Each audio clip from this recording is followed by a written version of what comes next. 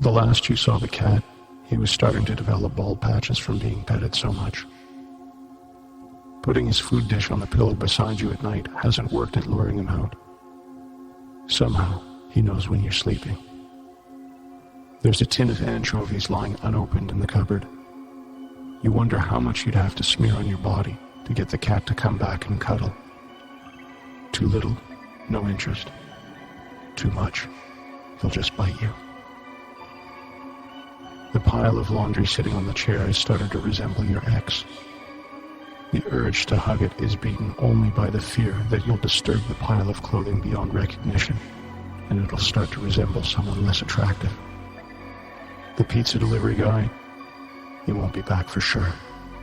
His expression safely hidden behind the mask, but the fear clearly visible in his eyes. You wanted to apologize for the way you looked, but the excitement of seeing another human, your mouth suddenly too dry to speak, standing in the door with your heart pounding, licking your lips. Not much longer, they say. Every day helps save lives. Now where's that damn cat?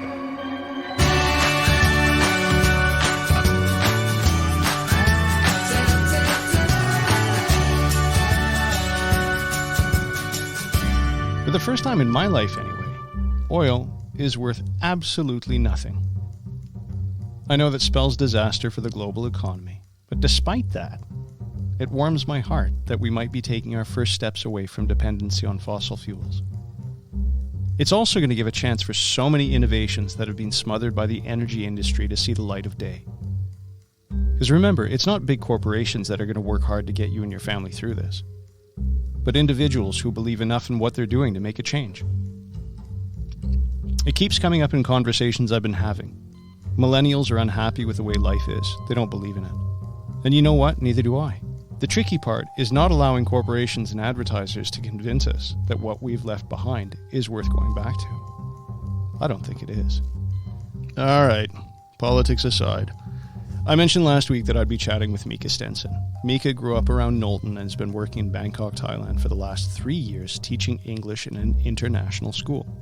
It was a lot of fun talking to her about how Thailand's changed since I was there many moons ago. She gives a great perspective on how lucky we are living in Canada, and particularly Quebec. She's been self-isolating and working from home for the past 5 weeks in an apartment that's 33 square meters, or about 350 square feet for those of us who don't speak metric. She gives a great perspective on how lucky we are living in Canada, and particularly Quebec. Hello. Hello. How you doing? How are you? I'm good, and you? I'm doing all right. So what are you're teaching, obviously, or I mean, you are a teacher. Yeah. So I'm a kindergarten teacher in Bangkok. Okay. I teach 4 and 5-year-olds at an international school. So I teach like all subjects in English. Okay. So I'm actually still teaching. I'm online teaching. We're doing home-based learning. So I still have my job, which is nice too, because a lot of teachers lost their job when this all went down. But yeah, that's what I do here. So yeah, I'm really, really, really curious when you say how this all went down. Obviously, Thailand being a kingdom, obviously, you know, it's a very different approach than how things happen here, which has been a very, I don't want to say overly democratic or overly bureaucratic, you know, but I mean, everything's done in like little phases because it's the provinces make a decision and the prime minister makes a decision and everybody kind of hums and haws and says, well, I think we should do that. And the medical community is going, you're crazy. You should have done it weeks ago. And I actually would like to think that Canada did a very fast response to the whole virus because Thailand's actual first case was reported in like January. Yeah. We were one of the first cases, I think, or the first case outside of China. And we only really started shutting down in mid to late March. Okay. So Thais aren't exactly known for making decisions. they don't like to step on anyone's feet, and they like to save face. Yes. So making any type of decision or coming to any kind of conclusion about what to do hasn't really been their strong point. You're being very diplomatic. I love this. I kind of have to, because there's laws in Thailand where Of you course. get in trouble for speaking poorly. Well, I've got a little story about that, actually, because I spent, I won't go into huge details about it, but I did, when I was working on cruise ships, I did spend one entire vacation in Southeast Asia, and a large part of that was spent in Thailand, but further south in Phuket. And I went to the theater and didn't realize that I had to stand up for the King's address, right? Oh, no. And fortunately, some guy sitting in the seat behind me, sort of started whacking me on the shoulder. And I looked around and I realized that, there were police in the theater looking for anybody who had, who wasn't standing up. And so I clued in pretty fast and avoided getting a ticket or something worse. But anyway, sorry, I didn't mean to cut you off. That's actually really funny, because obviously the new king isn't as popular as his father. Yeah. And when you go to theaters now, there's less and less people standing up. Oh, really? You see it. There's a huge difference, because I was here in 2012, and he was very, very popular, and everyone loved him. He was amazing. And so when you went to the theater, everyone was standing up. I was here right after he died, so the whole funeral and everything was a big show. And now you can just see there's kind of animosity towards the new king. So, okay. Yeah, it's a different Thailand. Yeah, well, okay. I mean, I'm actually hesitant to say when I was there, because it was quite a few years before the story you were just telling. I mean, it wasn't that long ago. It was 2003. So, I'm guessing it's a very different country now than it was then. Yeah, but it's still a great place. I still love the Thais, and I love the Thai people, but their response to this virus hasn't been promising. Yeah, I was wondering, I mean, so what, what's it like? So you're in an apartment, you're in Bangkok, which is like 14 million people, roughly. Yeah. It's a city that is so overwhelming the first time you're there, right? Just the crush of bodies. And I remember, sitting in traffic at 4:00 in the morning and being like, how is this possible that there are no cars moving anywhere? It took 3 hours to get from the airport to wherever I was going at the time. So how locked down are you? I mean, how... So like you were saying, like Canada was doing everything in stages, because they have the provinces have to make decisions, and Thailand is very similar, where they've done everything in stages. But when I spoke to a Thai friend, they were explaining to me that it's actually, especially for Bangkok, it was to get the flow of people out in waves.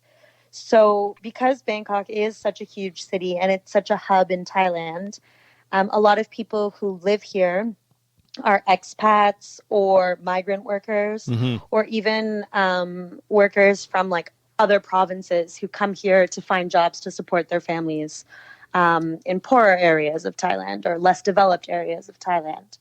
So what happened is the first case of corona was near the end of January, and Thailand didn't really have a big response to it. They just kind of, at the beginning of February, Chinese New Year, they just kind of started taking everyone's temperature no matter where you went. Right. Okay. So if you went to the train station, they'd take your temperature before you could get on the train.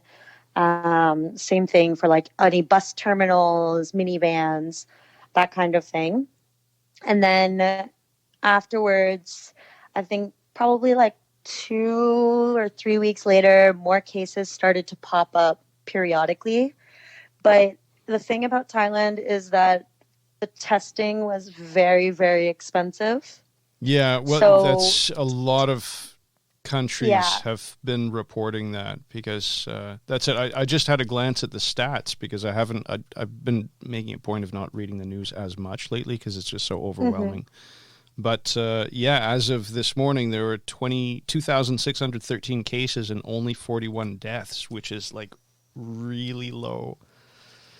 Yeah, I wouldn't take those numbers seriously because, like I said, the tests were very, very expensive. Like, even me as a teacher, where I make a decent amount of money, I could barely afford to get the test. Right. So any type of migrant worker or someone less off who lives on a day-to-day paycheck, if they're feeling sick and they are showing any signs, they're not going to get tested.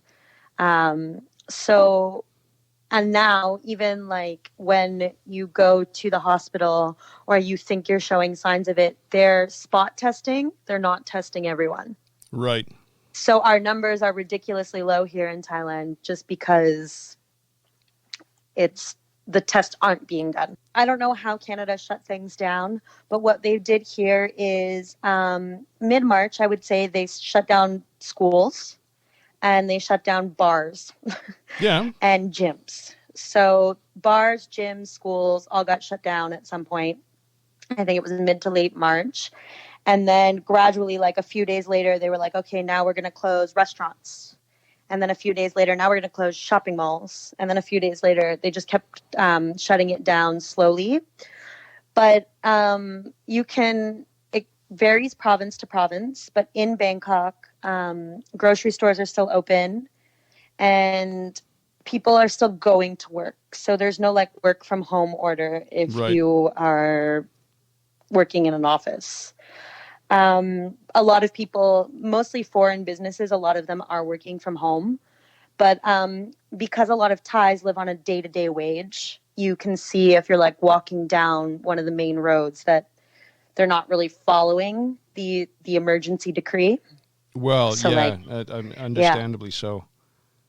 Like I see lottery stalls open all the time. And it's like the lottery stalls here are much different than they are at home in Canada because it's like an actual shop just filled with lottery tickets. And then there's like 2 or 3 people working it. And there are so many people crammed into those shops that there's just no possibility for like social distancing. Yeah, that's the biggest memories about Bangkok are just this massive ocean of people around you all the time. And exactly. Yeah, so I was really curious, and especially with people living on the day-to-day wage, the incentive to stay home just isn't there. Like, I get it. And you can see it. Like, they're still doing a lot of construction throughout the city. Like, condo buildings are still being built left, right, and center. And those workers obviously aren't exactly the most protected. They're crammed into like small song tiles, like little trucks to get to and from their sites. They're not really wearing masks. Like there's not really places for them to get clean water and wash their hands as much. So you can see that they're not exactly in the best conditions. And just like going to the grocery store is madness right now. There's so many people in there, and Thais I would say most Asian culture doesn't really value personal space. Not the same way Westerners do. No, public transport's quite something. Yeah, and that's still operating as well, which is crazy to me because that's probably like a hotbed of germs. There's just like so many people who take that every day, and I don't know how they can monitor it or clean it properly. Yeah, or not. Yeah. I don't want to think that, but yeah, more than likely. Most people are on lockdown. So what that entails is like, you can really only stay inside.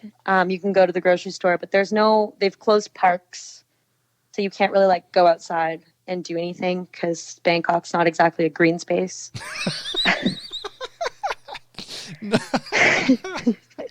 Yeah. Well put. Even like going for a walk is not exactly nice because there's no sidewalks and no space to actually walk in. So there's not a whole lot of like venturing out if you're following actual lockdown rules. And I imagine that if there are punishments, they're probably quite severe. So I know that there is a curfew actually in place. So from 10 p.m. to 4 a.m. in Bangkok, you're not allowed to be out unless you are a government worker or a night shift worker. So like, I don't know if when you were here, you remember the like 7-Eleven craze. Mm-hmm. Like there's a 7-Eleven on every corner. They're always open 24 hours. I think this is the first time since the coup d'etat that they've closed throughout the day. So they close at like 9 p.m. and open at 4:01. I see. Okay. And if you're caught out during curfew, or past curfew, I know that there was one guy who stopped on the highway because it was so empty to take a picture of his car, and he got fined 40,000 baht. I'm not even sure what the exchange rate is now, but that's still... That's quite... I'm trying to do the exchange in my head, but it's a lot. It's like $1,200, which doesn't seem like a lot to someone back home, really necessarily, but that's a lot for a Thai person. That's like their whole wage. Right now, it's supposed to be the Thai New Year. So it's like this big party every year where they like water fight and drink a lot, and it's quite crazy. And the Thai government obviously canceled it when they found out about the virus, and it started getting more serious in Thailand. So what they've done now in most provinces is they've banned alcohol. So the sale of alcohol has been banned from the 10th of April to the 20th in Bangkok, just to make sure that people aren't gathering and partying right now. Yeah, I don't know how that would go because of course now cannabis is legal too, right? Yeah. So we have liquor commissions and we have cannabis commissions or pot stores, which we don't have out here. I don't even know where the closest one is, but they're pretty busy. They're all I can pretty imagine. busy.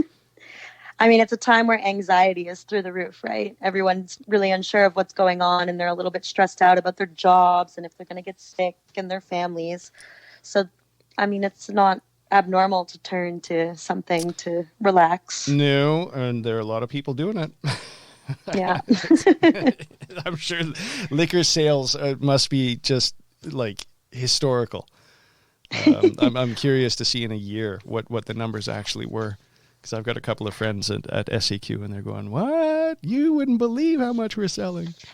Yeah. I mean, here, the day they announced, so they basically gave people like 4 hours they announced it, and at the end of that day we're stopping liquor sales. Oh, that must have been madness. The store was a madness. It was crazy. There were just, and the way it works in Thailand is there's certain hours of the day where you cannot buy alcohol.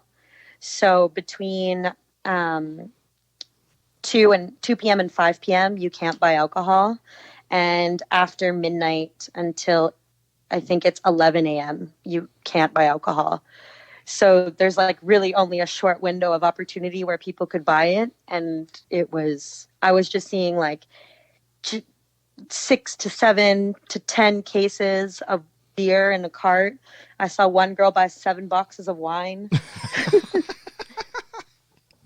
It was really something. Yeah, well, what's happening now, it's funny, if you go to the liquor store, you get people who are buying for all their neighbors as well, right? So, because the idea is that you're not supposed to go in groups, and so if you're a family, only one family member is supposed to go to the store. They're not letting people over 70 into the IGA.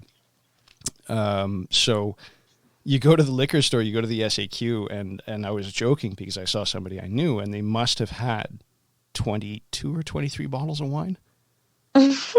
You know, it was like this massive order.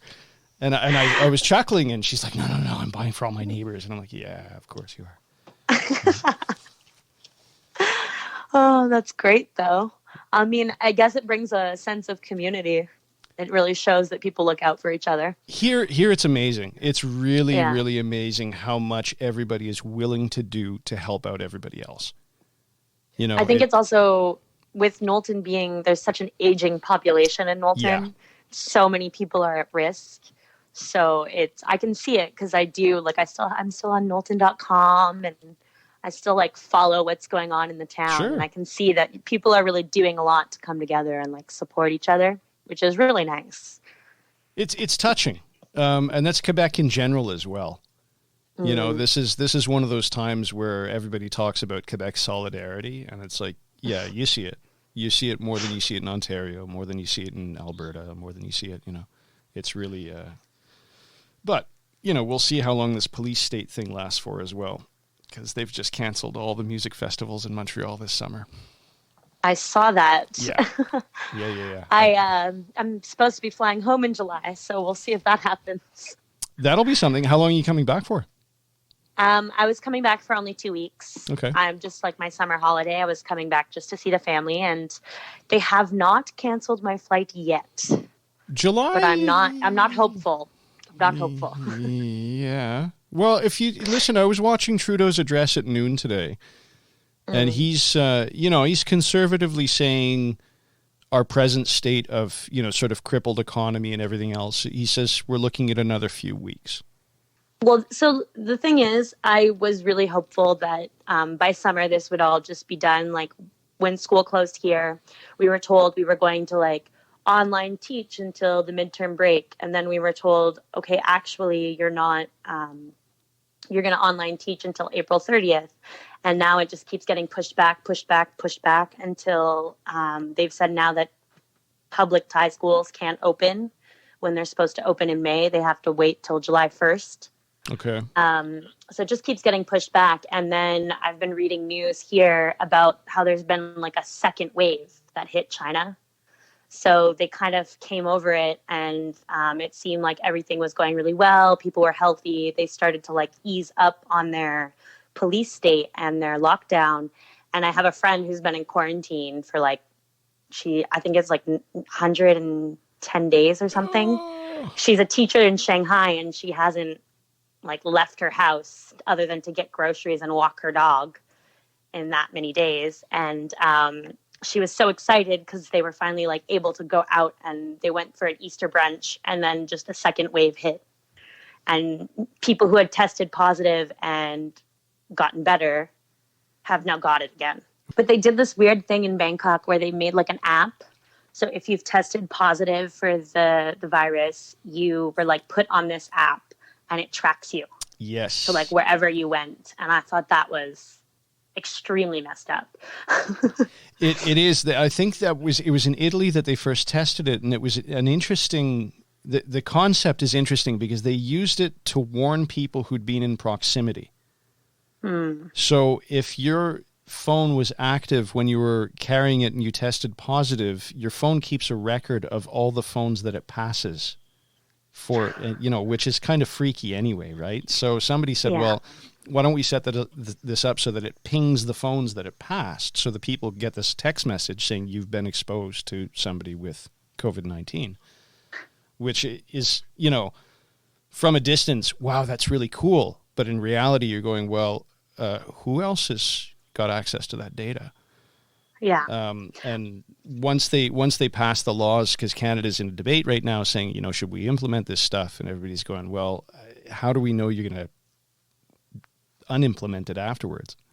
Yeah. Like it's like a big privacy issue, a big brother thing going on there. Well, this is it. This seems to be the place we're going, and I'm not sure I'm that comfortable with the idea.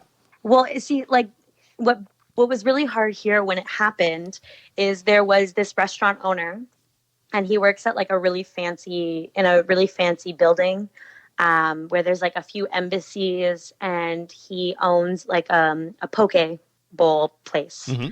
And he's also a tutor. So he teaches math and Chinese. He's a Singaporean. And he tested positive. And the first thing he did was he wrote a big letter on Facebook and posted it to his business page and his personal page so that everyone could see, like, I've tested positive. If you've come into contact with me or whatever, you need to go get tested. I just want to let you know. Which is the socially responsible. Yeah. Yes, but what happened immediately was he was destroyed and scapegoated by so many people. Like, we had kids at our school that were tutored by him. And when the school found out, they obviously reacted. They sent the kids home. But the the people in Thailand, like, we got so much terrible news saying that we had so many cases of coronavirus at our school and that we didn't do anything about it and we just let it spread. When in reality, there was just never a case. Lovely. No one ever tested positive. All the kids who came into contact with him eventually tested negative. So it was just like the media like attacked everyone whenever they were tested. And it was funny because whenever a Thai person got it, it was never like in the news. It was never anywhere. But the minute a foreign person got it, it was like blasted everywhere. So like he was Singaporean, but he hadn't been to Singapore since January. And he had tested positive. I think it was something on like March 11th. Yeah. And they tried to tell him that, oh, you got it in Singapore. And he was like, it's not possible. That was like 4 weeks ago. So it was crazy. And that's just how it's been treated here, that it's the white people and the Europeans. Yeah, it's a Farang problem. Exactly. Yeah. Yeah. It's hard too because like the World Health Organization said not to wear masks at first. They were like, don't wear a mask unless you're sick or dealing directly with the sick. So a lot of us were not wearing the masks because it came from WHO. Yeah, exactly. But then you saw like the health minister of Thailand started saying that it was our fault that it was spreading because we weren't wearing masks and we need to leave his country. And it was just, it was hard at first to be white in Thailand. Yeah, that sounds so weird. No, but I'm glad you said it, because that was one of the things I wanted to ask you, because Thailand, you know, as friendly and open as it is still very polarized, right? Like there's just this complexity to Thai culture that I'm not sure everybody gets it when they go there. They're just very proud people. One of their things is that they've never been like colonized. They've never really been defeated. True. So if you like do live in Thailand and you've moved to Thailand, you can never immigrate here. So like I'm on a non-immigrant visa and I've been here for just over 3 years. I have a friend who's married here. He has a Thai son, Thai wife, and he'll never be able to immigrate. To be able to immigrate and get your like card saying that you're a Thai citizen or like you're a citizen is nearly impossible. It is so difficult to get it here that they really want to keep it just Thais. And I think that just having that sense when you do live here and you are foreign, they have that pride that they're like, well, you're always going to be foreign to me. You're never a local. No. Does that make sense? I mean, that's, you know, no, that's kind of like living in the Eastern Townships, eh? I mean, yeah. You know, like I had somebody ask me last summer, they're like, well, you're cottage crowd, aren't you? And I'm like, well, I got 2 kids who were born in Cowansville. I've been here my entire life, and I'm being silly, but I get it. But it makes sense. I mean, you can see it when you haven't been like in with the crowd who's lived there forever. They just don't know who you are. And that's how kind of it feels here. It lacks that sense of community. Because even though I've lived in Thailand for over 3 years, I have lived in the same apartment for so long. I've had similar neighbors for that long. And I mean, I don't know their names. Yeah, I've barely that's ever also city spoken living to them. Like, yeah. But it's very different. And you never really feel like you belong. You always get the foreigner price. We always pay more for everything. Yeah, of course. Even when you speak Thai to them, they just kind of stare at you like you're crazy. Even the ones who speak Thai well. Have you bothered? Have you pushed yourself to learn it? I mean, obviously, as a teacher, you're exposed to it, so you must speak a certain amount. But I mean, have you really pushed yourself to learn Thai? I want to say that Thai is the most difficult language I've ever tried to learn. There's just so many, there's 5 tones in Thai, and I am unfortunately very tone deaf. And the issue with the way the tones work is that the words aren't necessarily similar. So a lot of really like simple words, or basic words that I would use like grocery shopping, like the word for banana also is a very dirty word in Thai. Yes. If you're saying it in the wrong Context. in the wrong tone. Yeah. So it's just it's very hard to learn. I learned taxi Thai and I can order myself food, but holding a conversation I can't do. I mean, it's really hard, and even when you're trying to learn Thai, a lot of it goes two ways. Either they look at you and they just pretend they don't know what you're saying and they don't like look at the context around what's going on, or they just decide, okay, no, I'm going to speak English, and they want to practice their English with you. So it is really hard unless you take formal classes, I find, to learn Thai. Sure. It's a different world out here. Yes, it is. I'm really, really, really, really happy that you're letting me talk to you about this because, you know, as I said, we're insulated. You know, we've got the big bad U.S. next to us. We've got our premier who's, you know, got the province wrapped up in this tight little blanket, and he's taking care of us. And we're even more isolated because we're outside of the city. So, you know, we go for walks around town and we play in the backyard, and we don't have a real sense of what's happening globally either, except when we, you know, speak to people elsewhere. And it's such a radically different world where you are. Yeah. I'm just really happy that you took some time to talk. No problem. I mean, I have nothing else to do. I've been on lockdown. I think this is week 5.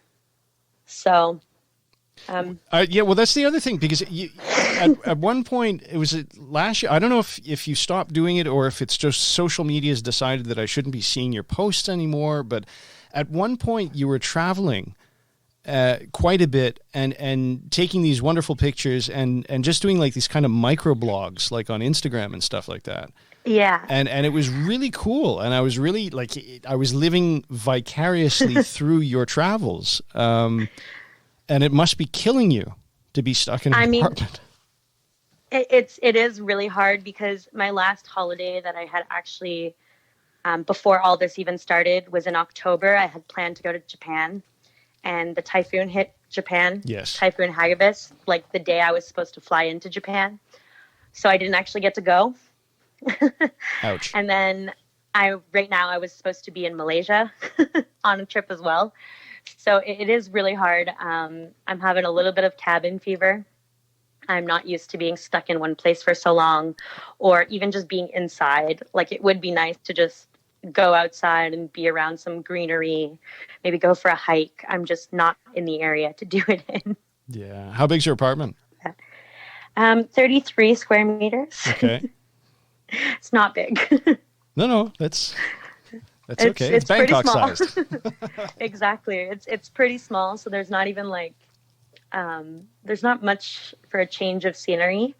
I am lucky though. I live on the 29th floor, so I do get to like look out my window and look at Bangkok, which helps it maybe not feel so small. Right. Yeah. But there's not a whole lot you can do in 33 square meters. I'll tell you that much. I saw one of your workout videos the other day. Yeah. There's a lot of that happening because there's not a lot of anything else I can do. It's also like condo life is, there's a lot of rules about like what you can and cannot do. So that also makes it a little bit harder. Like, I don't smoke, so it's not really an issue for me. But anyone who's a smoker right now and they're stuck in their little condos and the buildings are non-smoking, you can't even, like, I'm not even allowed on my balcony to smoke. So I think that's probably like really hard on some people. And they've closed all the gardens and they've closed all the parks, so you can't even like go outside to have a smoke. Well, so what do you do to keep yourself sane? I exercise a lot. I do like, because I'm still teaching online, I do get to interact with my kids, my students a lot. So I spend a lot of time making educational resources or videos for the kids.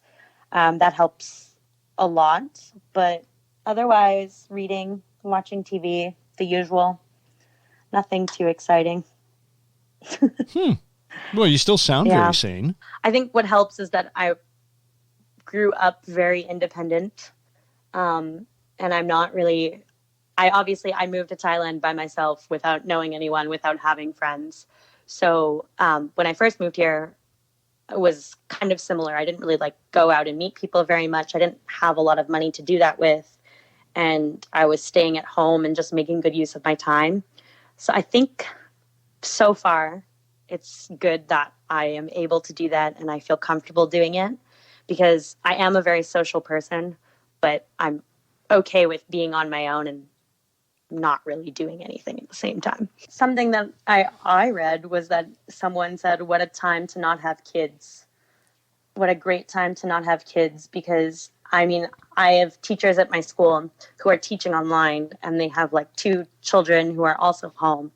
One of the teachers, her children are 1 and 3. Yeah. So it's a challenge. She's gone to the hospital already 3 times since the beginning of lockdown because one kid fell down the stairs, the other one slammed his hand in a door.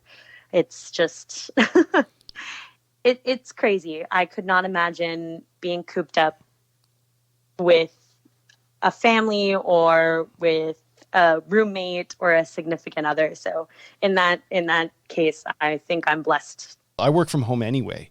So I've got my office set up. I'm in my office now. The door is closed. It's got insulation, like sound insulation and stuff like that. So yeah, we're really, like, as I said, I don't have any reason to complain at all, but we do have friends who are, working in customer care from home with young kids. Oof.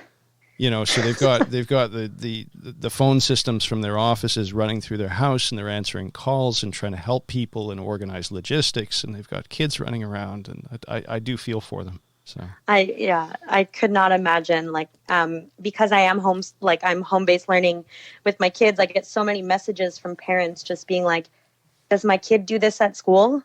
Like, I can't get them to work. It's so hard to motivate them. And I'm like, yeah, I know. There's a few teachers at my school who have gotten phone calls and just the parents are like, can you just talk to him, get him to do his work? So it's not uncommon to see the difference that this is causing for everyone. Like, everyone's lives are just turned upside down right now. At first, I was super strict with my son, my 8-year-old, about, getting his homework done and doing this and doing that and homeschooling. I think a lot of parents go through this. And then we realized that it was easier just to let him do whatever he wanted until he got bored. And fight your battles. That's it. We've just moved, as of last week, we've just moved to distance learning. So the schools are now prepared. They're now sending out stuff. I mean, there's a bunch of stuff before, but now it's coordinated. And he opened his first pack this morning and he was just like, this is so cool. I'm going to sit here and do homework for 2.5 hours because it's not, talking to your back. It's not just sitting on the couch saying, what can I do? What can I do? What can I do? I'm bored. But I think too, what Quebec did was they gave the kids time to and families time to kind of adjust and come to terms with what was happening before just okay, now you have to teach.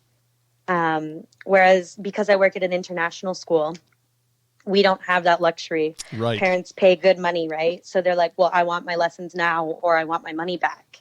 So we started online teaching the day we closed. Immediately. Right. Okay. And I mean, you can't make everyone happy. We have parents who are extremely upset with us because we don't provide them with enough work and enough support. And we have parents that are just like, oof, this is way too much. I can't do this. So it's just, it's all over the board. And when I saw that the Ministry of Education in Quebec, that they did the website with all the resources and then teach, I just thought that was amazing. I was actually really impressed because education in Quebec gets a lot of flack because there's the Bill 101 and we're always saying there's censored books because we want to make Quebec look great. But, they do a lot. I did learn a lot about their policies when I was in school, and they do really want to educate everyone rather than it be just to those who can afford it. And this website kind of proves it to make it standardized. So even like kids living in poor areas or struggling socioeconomically can kind of still learn, maybe not to the same extent, but there's still something for them. It's presented in a way where I was talking to Kieran about it, and I said, can you imagine if your classes were like this? Because they're all kind of hands-on exercises. Mm-hmm. So, we're printing out stuff and we're cutting out shapes in paper and we're gluing, geometric shapes together and learning physically hands-on how many sides there are. And I'm going, that won't work in a class because all the kids cut paper at a different speed sort of thing, whereas one-on-one, it's a fantastic activity. But as long as you don't need to, work and make a living. Yeah. Which is... I mean, that's it. The parents who are working from home, I mean, you said you have a unique situation, so you're lucky. But the ones who are both supposed to be working every day from like 9 to 5 still and trying to homeschool their kids is, I don't know how they do it. Well, that's why the SAQ is still open. Because at the end of the day, I mean, it's... Yeah, it's tough. Anyway. Oh. Anyway. Yep. Would not want to be doing it. No. Yeah. My biggest thing is, because we actually have a backyard, that I'm just happy this isn't happening in like beginning of February. Like we so had, that you guys can actually go outside. Well, this is it. I mean, it's cold, but it's okay. And if you're a young kid running around, it's okay. And, it's just, we just have just enough of a backyard for a decent change of scenery. So just to expel some energy too, I'm sure, because kids need it. They can't be sitting around all day. They need to exercise and they need to play and they need to explore. So ours is a particularly, he falls into the category of high energy. Which, if you don't find a good outlet for it physically, manifests itself in all sorts of different ways. So, I can imagine. Yeah, we got a couple of trees. I'm putting up a ninja, one of these ninja slackline ninja challenges as soon as it warms up a bit more. And anyway, I keep seeing all these like videos of parents setting up like obstacle courses just to keep their kids busy. And I think it's good that people are becoming so creative with the little resources they have in their homes. Yeah, well, it's either that or you plop them in front of the TV and let them watch all day, which also doesn't help anything. No, just makes them more high energy. Well, that's it. And it anyway, again, that's another debate for another time. But yeah, everybody's getting by any way they can at this point. But all right, I won't keep you any longer because you're have a busy day ahead of you. Sorry. Of course, a busy day of doing nothing. More workout videos. Anyway, thanks again.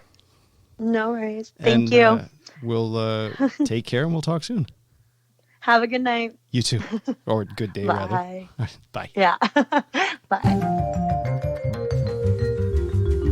Last week I posted on my Facebook page asking people what their go-to comfort food was these days.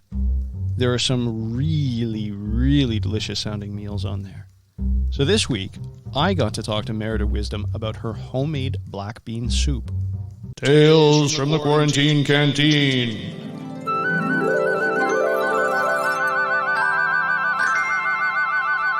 So this is something you've developed and tested and constructed yourself. This is a Mérida custom. I would say that. And like my mom always makes the most delicious black bean soup, and she uses similar ingredients. But I mean, for example, I always use canned beans, and this time I used dried beans because we had a whole bunch because we bought them for this COVID, isolation period. So, but I used the dried beans, and it was yummier because then I used the water that I boiled the beans in.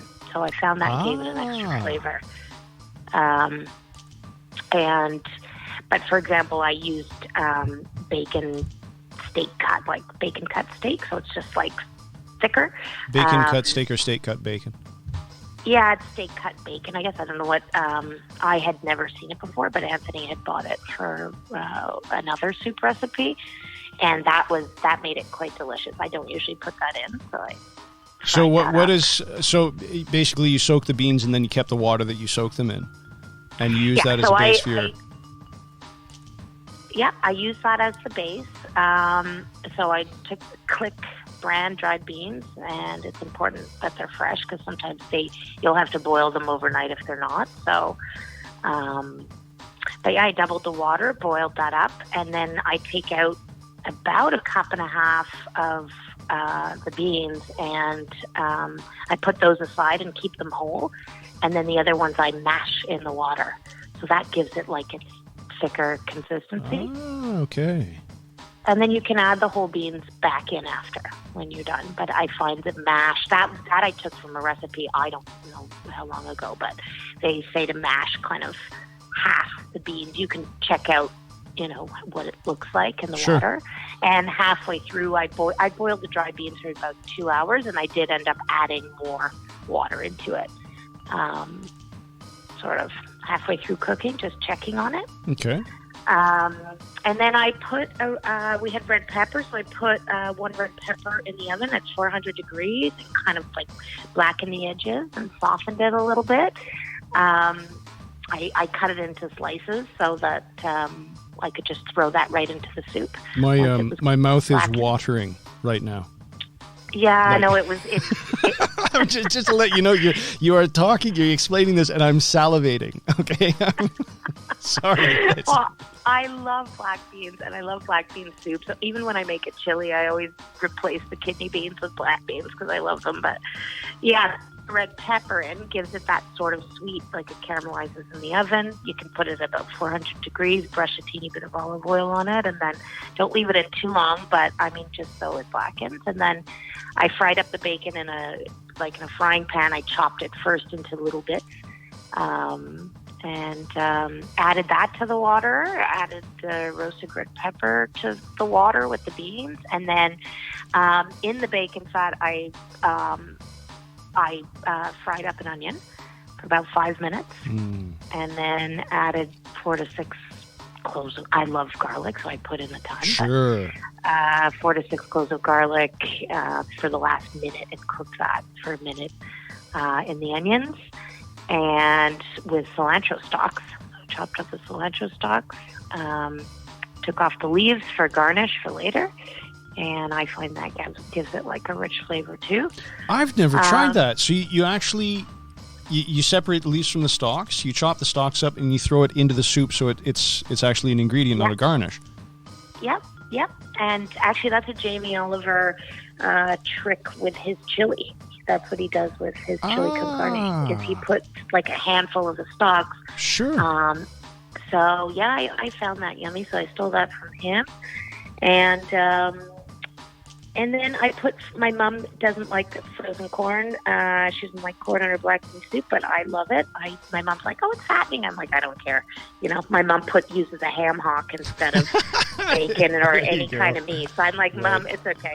So I put in frozen corn, about a cup of that. And then chicken bouillon. I put in a puck of Kerr's chicken bouillon, but you could use beef also. And that's it. And then me being kind of, in Peru, they always kind of throw a fried egg on top of your soup, and I always thought it was the most delicious thing. So I had that black bean soup for about a week, and a couple of those days I threw in on top at the end. I put in a fried egg on top. So when you fry the egg, you just kind of just frying an egg, like. Yeah, I did over easy. Okay. I do it over easy, but you could do it sunny side up. And I put it on top of the black bean soup in my bowl with the cilantro leaves. You can put cheddar cheese. My mom does lime wedges. Well, you can put in whatever you want. Like, obviously, if the egg, and I actually put the cheddar cheese on top of the egg. Well, yeah, of course. You could just put the cheese. I know, because I was missing a poutine, and I was like, what can I have that's totally just like porky, and you're going to love it, and, dive in. So I did that one day. I put cheddar cheese and the fried egg. But, I mean, if you wanted a healthier version, you just squeeze a lime and the cilantro. You can put a little sour cream in it, too. It's comfort food here. It's Yep. comfort food. We're not... Screw health. It's not... All right, well, there you go. But, I mean, you never know with people. Or they may be vegetarian. You don't have to put meat in it, so it still tastes quite delicious. Yeah, so that's it. I don't think I've forgotten anything. I do add water, kind of as I go. Salt, pepper, red pepper flakes, stuff like that. You could add a bit of cumin, but not necessary. Wow. So that's it. My mouth is watering. That sounds so delicious. And it sounds like proper comfort food, as an alternative to, sort of steak and potatoes, right? Well, that's it. Yeah, and they're good for you. Black beans are good for you. So there you go. That's it. I discovered my dad was vegetarian for years. Well, he still is. So when I was living with him when I was going to high school, black beans became a staple of our diet. And, even as a high school kid where I was just like junk food, we would do these black bean tortillas once a week. And yes. Same thing with chilies. Yeah. I use all the beans I can get when we do a chili. But black beans are usually there in larger quantities than the others just because they are so tasty.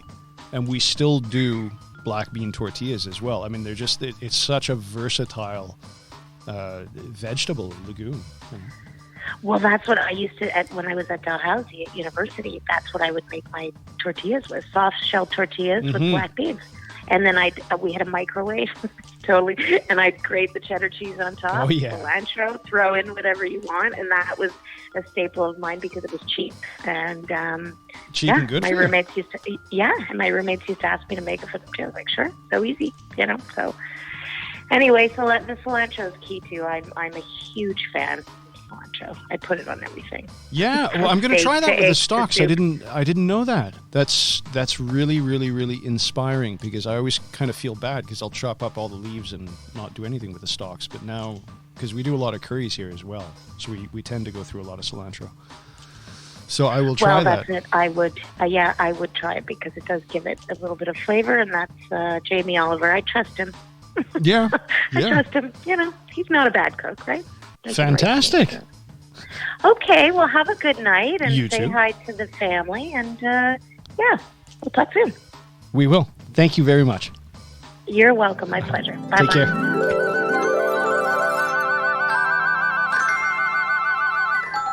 I'm going to get the ingredients for this tomorrow on my weekly anxiety run to the grocery store.